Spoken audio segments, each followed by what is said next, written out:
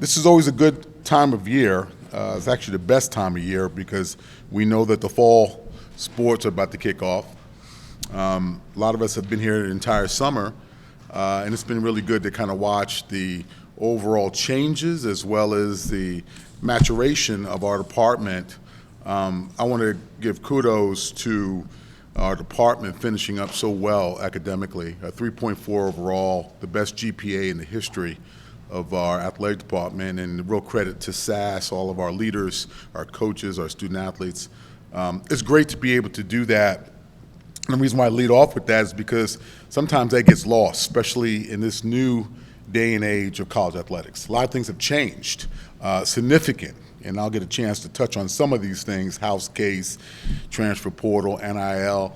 I know I sat up here last year, talked a little bit about those buckets and what they would mean to the NIU, but even more so as now the conferences, the P4 that's out there, the autonomous 4, as well as a number of the different changes have actually taken place. You know, we've got new landscape when it comes to competition, as well as institutional. Folks on the East Coast, West Coast, in between coasts, and now we're seeing it actually happen, and we're going to be competing in a number of sports against those particular conferences and those higher resource institutions. So let me just jump into some of those things, and I'll open up for questions later.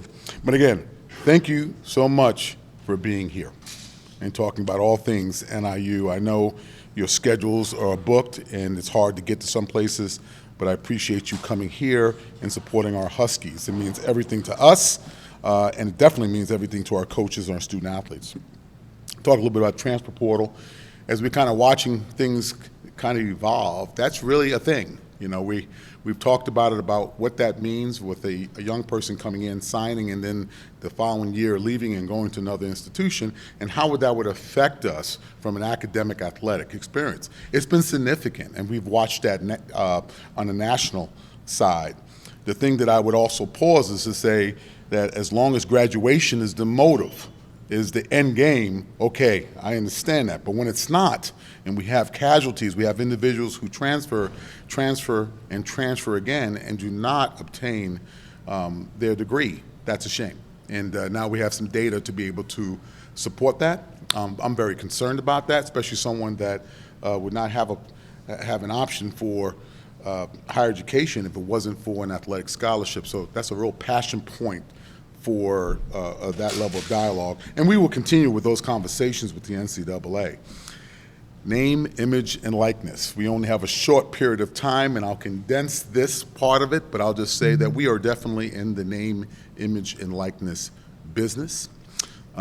We have a healthy third-party collective. We've been involved with that from the start as it relates to what we could do and what we cannot do based on our state law. We're one of those states that have stepped out and made sure that there's disclosure, there's issues, there's guardrails involved in that process. So we're heavily involved in that. Our student athletes deserve an opportunity to capitalize on their name, image, and likeness. I'll go back to that, but understanding what goes along with that.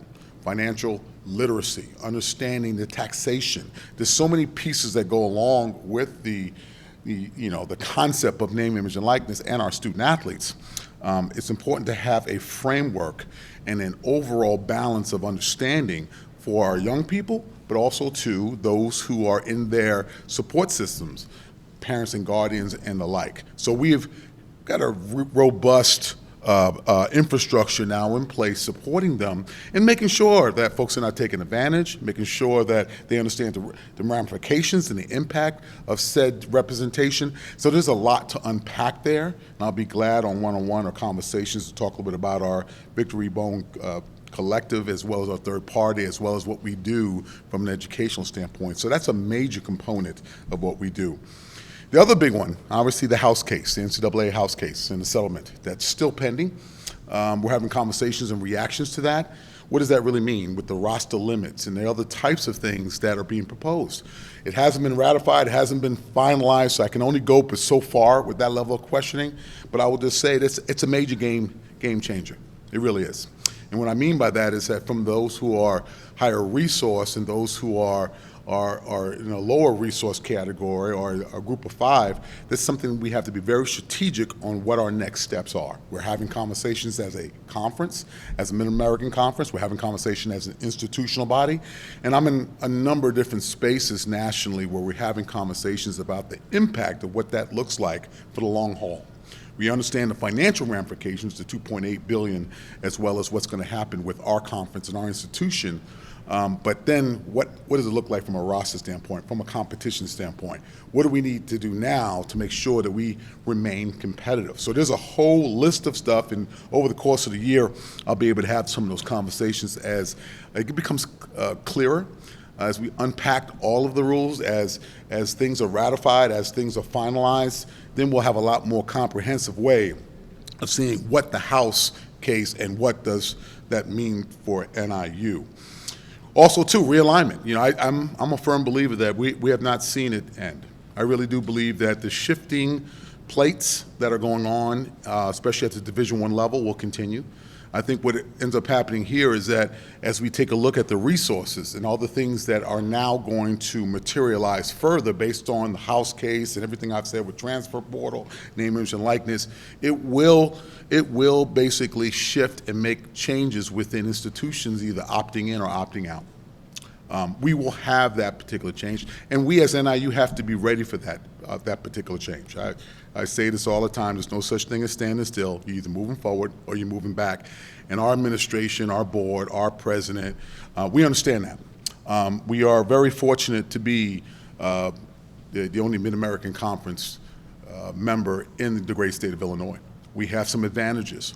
Location, location, location, and I think a lot to do with our ability to compete academically and athletically on a consistent basis. So I'm excited about that side of it.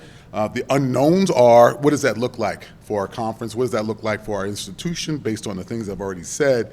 But as far as the realignment side, we always have to make sure that we're ready. There's no substitute for daily preparation. And I really do believe our staff, our administration, our supporters understand that as we kind of move forward. The other part I'll just kind of throw out as well is this notion of just feeling comfortable with not moving at all. I think if you're in that mindset, this is probably a good time for retirement or moving on out of the business, all right? I say that in jest because I hear a lot of our leaders, especially at the G5 level, really believe that, you know, maybe a group of five playoff or some other type of week zero competition isn't the right thing to do. I would probably argue that it's the only thing to do to make sure that we can have a seat at the table. Not to compete with the college football playoff. Make sure that we get that empty rhetoric out of there. What I will say is that we have to make sure that the investments that we've made in the sports that we have, that we're continuously looking at resources and generating revenue. And I think that's a real key issue. We might not be able to do anything with our conference affiliation, but at the end of the day, there's definitely something to be said about maximizing opportunities for competition, both in the week zero or postseason era around football in particular. I still believe that that's the way to go. I will debate anybody, publicly and privately, on that item. But I also think it's important that our leadership accept that. I do not want to go head-to-head with the college football playoff. I really appreciate access and having access to that playoff. I believe NIU is poised to make a run in the future or now or this season to have a shot at that particular spot that is dedicated for a group of five champion. But I also believe there's other meaningful things that will be happening in the postseason that are orchestrated by our bowl system that could happen during week zero that we haven't explored yet, and we need to do so, especially if we're going to be relevant for the future. So those are things that I listen to. When I listen to our colleagues, I dissect that. I do have some age on me, so I'm able to take a look at what's said, what's not said, and how we go about planning for the future. So I'm definitely going to double down on that process as we move forward. The other part of this is there's a lot of conversations about, okay, what does this look like with the interactions with the higher resource or A4 institutions and the group of five. You know, united we stand, divided we fall. You know, I say that because at the end of the day, there's more commonalities about FBS category than not. And I think it's important for us to know that maybe because of the zeros or the impact or some of the new changes that are happening, and I threw out a number of them, are out there, doesn't mean that we're dissimilar. We're more similar in the sense that because of FBS and what we have and the challenges that we deal with, we have a lot of commonalities. And I would even argue that a lot of the G5 institutions are very similar to a lot of the institutions within the autonomous four. Okay, I'm not going to pick those out, but you could kind of take a look at those institutions with those at the autonomous four and say, yeah, they look very similar to App State or NIU or Toledo. And I think that we need to make sure that we don't do things that will harm the sanctity of what we have right now. I think that that's a major component of what we do in the future. I also believe that it's really important for us to stick to our guns as it relates to the mission of our institutions with graduation and competition. And as we kind of move through this process, we're going to need real leadership to be able to execute that without flinching. I think that's extremely important for us. So I'll stop there because that was a lot. And that wasn't even rehearsed. That's just straight off my tongue. But I will say it's a good time, and I'm really excited for NIU and our fall sport programs. It's going to be exciting to watch. We have got a lot of great student athletes and coaches this fall. Just watching them over the years and getting to this moment, it's going to be pretty special. So with that, I'll stop, be able to take some questions, right, Donna? And we'll kind of go from there. Sir. So, Sean, you talked about the pending settlements for the House lawsuits. This is going to be a two-parter. First, what are your thoughts on how that settlement was negotiated with the Power Five as well as the NCAA? And second, with NIU running out of deficit and years late, is there a possibility of maybe cutting sports to help balance the budget? Yeah, zero opportunity. While I'm athletic director, I can feel comfortable to say that we're not pursuing or looking at cutting any type of sport here. Even with our darkest days, with no budget from 15 to 17 and COVID, that was not an option. We've got great leadership at the board level and the president. I can emphatically tell you to look me in my good eye, which is right here. We're not doing that. As far as the settlement is concerned, it's interesting because, again, we as a group of five were not a part of those conversations. Is that what you're interpreting? Yeah. So it's interesting because as they're taking a look at, and that's why I made the statement about the fact that we're not dissimilar to all of FBS because we have commonalities with our championships, who we recruit, what's done, institutional mission. And I just think at that point in time, again, they're looking at the higher resource. Look at the zeros. And it came to that. Now, do I feel a little bit slighted not being around the table? Yes. I have an ego, and I feel I can debate and have those conversations about why we should come up with a different number or something differently, maybe for the lower resource institutions. But as far as what's going on and where we are, I totally believe that a settlement needed to happen. That needed to happen, all right? No one wanted to go to court or to the end of that and take a look at what it could have been. Do I believe that student athletes should have a chance to be able to monetize their name, image, and likeness? Absolutely. You know, I'm a former student athlete at University of Alabama. I would have loved to be able to capitalize more on that experience.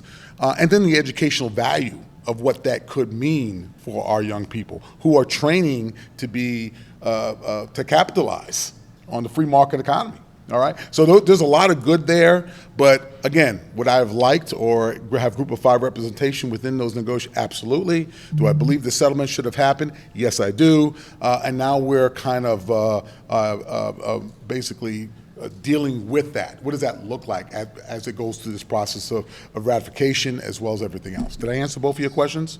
Okay. Question? Yeah. You're talking about being ready for whatever may come in this era of realignment. I ask you to speculate a little bit. What's a scenario for both the MAC and NIU should it present itself? What's a scenario that you could see happening?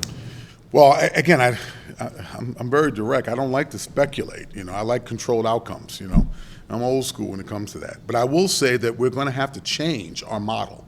You know, there's no such thing as standing and saying that this is how we're going to deal with roster caps and all the different things that have been presented. So we will make adjustments. Now, what does that look like? Do we opt into some of these things? Do we opt out of some of those things? Yes. I think the MAC has always been really progressive. We've got a great commissioner, and we're going to be in a situation where we're going to have to pick and choose. And it's going to have to be consistent through all of our member institutions. That's why we're a part of a conference. So I think there's going to be some of those opt-in, opt-outs, you know, when we talked about cost of attendance. Yeah, we opted into that. We understood what that meant, okay? So there's going to be the same way of menu of what we're going to look like as far as scholarship limits, as far as what we're doing with revenue share. All of that's on the table, and all of that needs to have some serious attention to it, because it will determine what we do in the future from years to come. So I don't want to go any further than that, because we really haven't had meaningful conversations that are final at the conference level. We've had some internal conversations, but as far as what's going on with the league, we're just not there yet. If I may follow up, how does the MAC and NIU compete for attention in this new era of super conferences and television money sloshing around? How do you make yourself seen and heard? Well, you know, it's interesting because, you know, I always talk about that we were built for some of this adversity, mainly because of where we are and where we're located. You know, we have over 200,000 living alums in the Chicagoland area. We've dealt with major adversity. I've just talked a little bit about a budget impasse from 15 and 17, COVID. And then we're in the fourth largest media market in the country. Okay, I'm from New York originally. But let me tell you something, Chicago's no joke, and it's a pro town. And folks really like their sports here. So for us to be able to carve out a niche within a media market of this size, we have to be very, very strategic to do that. We've done some things really good and some things not really good.